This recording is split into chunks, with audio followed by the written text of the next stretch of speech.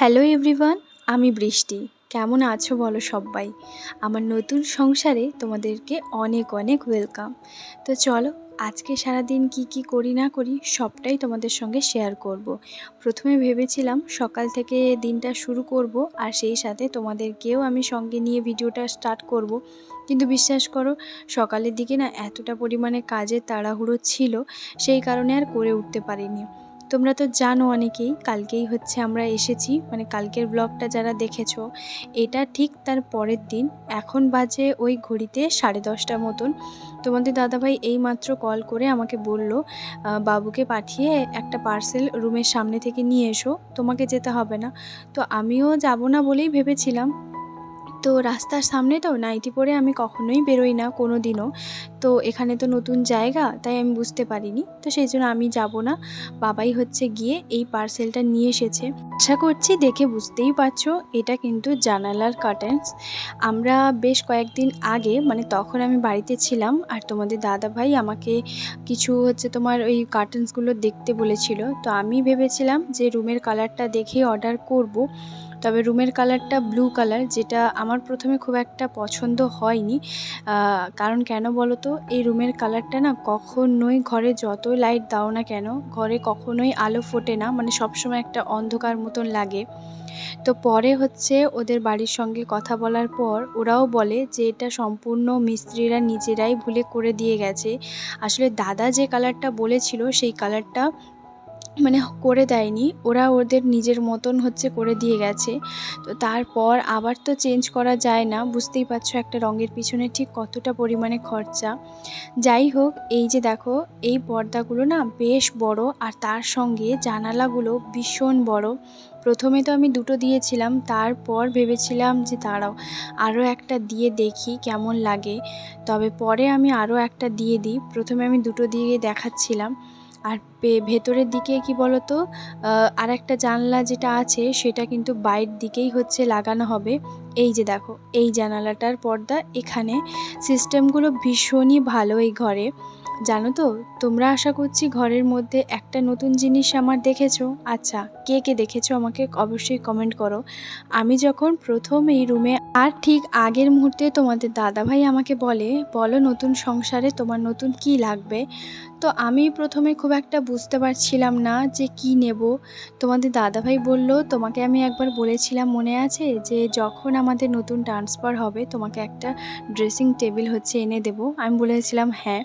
তো পরে এটা তো না কখনোই করা যায় না, কারণ ড্রেসিং টেবিলের প্রয়োজন আমার ছিল। ওখানে যখন ছিলাম তখন তো তোমরা দেখেছো ছোট্ট মতন একটা আয়না ছিল, আর সেই আয়নাটাই ব্যবহার করতাম সাজুগুজু করার জন্য। তো এই ড্রেসিং টেবিলটা তোমাদের দাদাভাই নিজে আমার দিদির সঙ্গে কথা বলার পর ওখান থেকেই এসেছে, যেহেতু গাড়িটা জানাইবো ওখান থেকেই ঠিক করেছিল। তো লরিতে ওই ড্রেসিং টেবিলটা প্রথম আসে, আর এই ড্রেসিং টেবিলটা আমার ভাড়া ঘরের জন্য একদম পারফেক্ট। তো ওইদিকে বাবা হচ্ছে কি করছিল বলো তো, বাবা ওই যে সিংহাসনটা যেটা আমাদের দিল্লিতে আগে ছিল, সেই সিংহাসনটা ঠিকঠাকভাবে সব কিছু সেট করছে। বাবার বুদ্ধির সত্যি জবাব নেই। তোমাদের দাদাভাই বলেছিল একটু উঁচুর দিকেই হচ্ছে সব করে সিংহাসনটা বসাতে, আর বাবা ওই বাইরে কিছু মানে প্লেটগুলো ছিল, প্লেট বলতে পারো ওই যে টাইলসের কিছু ছিল, সেইগুলোই হচ্ছে ভাঙাগুলোই ওখানে সুন্দর করে সেট করে দিয়েছে। তারপর দুপুরবেলা রান্নাবান্না সমস্ত কিছুই মা করেছে। আর এদিকে দেখো, এই যে কাঁঠালটা, এটা বাবা ওই গাড়িতে যখন জিনিসপত্র আসে তখন উঠিয়ে দেয়, কাঁচা কাঁঠালটাই ছিল, আর এখন বেশ ভালোভাবে পেকে গেছে। আর এদিকে আমাদের রান্নাবান্না সমস্ত কিছু আজকের মাই করেছে। এখন ওই বিকেলবেলা হতে যায়, তোমাদের দাদাভাইও হচ্ছে কি বলতো মার্কেট থেকে চলে এসেছে। আর এখানে তোমাদের দাদাভাইয়ের একটা জিনিস একটু অসুবিধে হচ্ছে, সেটা হচ্ছে এই গাড়িটা কিন্তু তোমাদের দাদাভাই নয়, এটা সন্তুদা। যারা অনেকেই চেনো তারা হয়তো জানো, আমার প্রথম থেকে যারা ব্লগ দেখছো তারা অবশ্যই জানো। সন্তুদা আর তোমাদের দাদাভাই দুজনের একসঙ্গে কিন্তু ট্রান্সফার হয়েছে এখানে। তো ওদের মানে স্কুটিটা এখন নিয়ে এসেছে। ও হচ্ছে এখন ডিউটিতে করছে, আর ও কিছু বাজার টাজার এগুলো করে নিয়ে এসেছে আর কি। বাজার বলতে পারো সেরকম সবজি ও কিছু সেরকম পায়নি, তবে মাছটা পেয়েছে। আর এখানে না মাছটা বিকেলবেলাও পাওয়া যায়, যেটা তোমাদের দাদাভাই বলল ভীষণ ভালো। মানে বাঙালি মাছ ভাত হলে আর কী বা দরকার, তাই না? সকালবেলা তো ওইখানে তো রান্নাবান্না সব কিছুই মা করেছিল। এখন তোমাদের দাদাভাই এই যে মাছগুলো নিয়ে এসেছে, আর এখন আমি মাছগুলো ধোবো। তার আগে এই যে জানালার কাছে যে মাঠটা দেখতে পাচ্ছ, আশা করছি বুঝতেই পারছো। এই মাঠটা থেকে এত সুন্দর বিকেলবেলার দৃশ্য হয় সে কি বলবো। মানে ছোট ছোট ছেলেমেয়েরা, ছেলেরাই বিশেষ করে বলতে পারো, মানে খেলাধুলা করে। তো আমার ভীষণ ভালো লাগে। সেখানে মা আর তোমাদের দাদাভাই আর আমার বাবা ৩ জন মিলে দাঁড়িয়ে আছে, দেখছে। আমিও এতক্ষণ দেখছিলাম, ওই তোমাদের দাদাভাই আসবে বলে গেটটা খুলতে গেছিলাম। আর এখন চলে এসেছি মাছগুলোকে ধুয়ে নিতে। মাছগুলো কিন্তু ফ্রেশ, কোনো রকম বরফ দেওয়া নয়। আর এখানে এটাই বলতে পারো ভালো। তো আমরা যে পাঁকুড়ে মাছ খেতাম না বা মাছ পেতাম না এরকমটা নয়। সব জায়গায় তো আর বিকেলবেলা মাছ পাওয়া যায় না, তবে এখানে কিন্তু বিকেলবেলাও মাছটা পাওয়া যায়, আর খুব ভালো। তার সঙ্গে তোমাদের দাদাভাই বলল আমি সবগুলো মাছ পেটি দেখেই নিয়ে এসেছি, কারণ পেটি খেতে তোমাদের দাদাভাই ভীষণ পছন্দ করে, সেই সাথে বাড়ির সবাইও।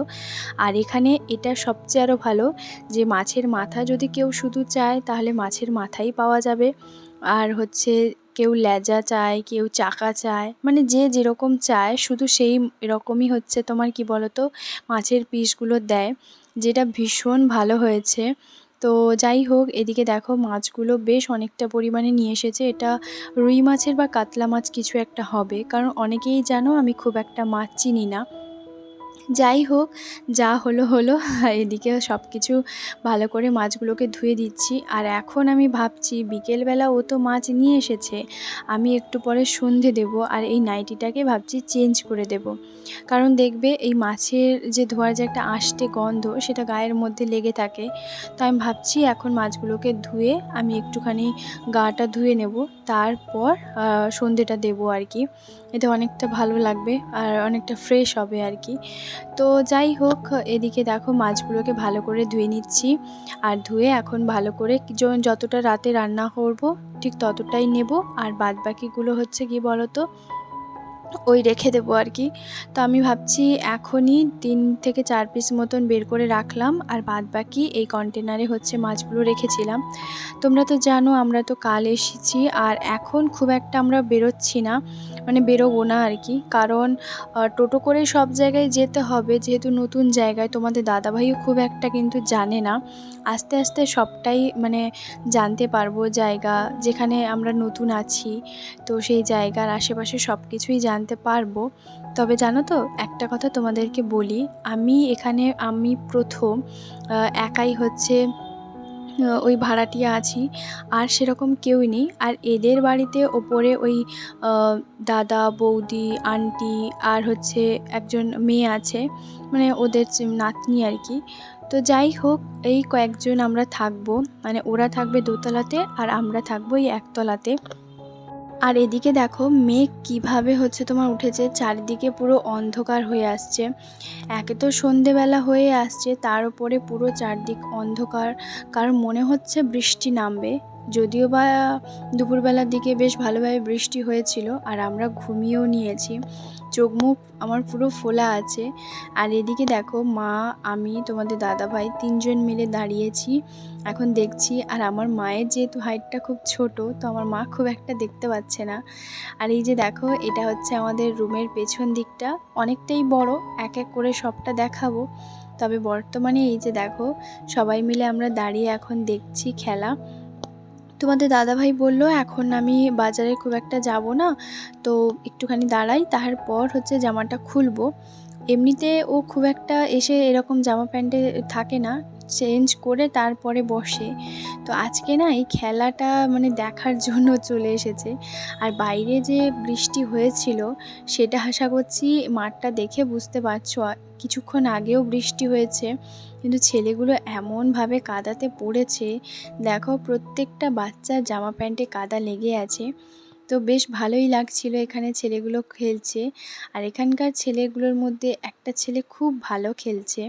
আর এই যে দেখো সারাদিনে কতগুলো যে প্লেন যায় কি বলবো। আর আমার প্লেন দেখতে ভীষণ ভালো লাগে। এই নয় যে আমি প্লেনে চড়িনি, আমি প্লেনে বহুবার চড়েছি। যখন আমরা দিল্লিতে থাকতাম তখন আমরা সবসময়ের জন্য প্লেনে যাতায়াত করতাম। তবে আমি ছোটোবেলা থেকে প্লেনে যাওয়া দেখলে আমার ভীষণ ভালো লাগতো। তবে এই বয়সে এসেও আমি বহুবার প্লেন চড়েছি।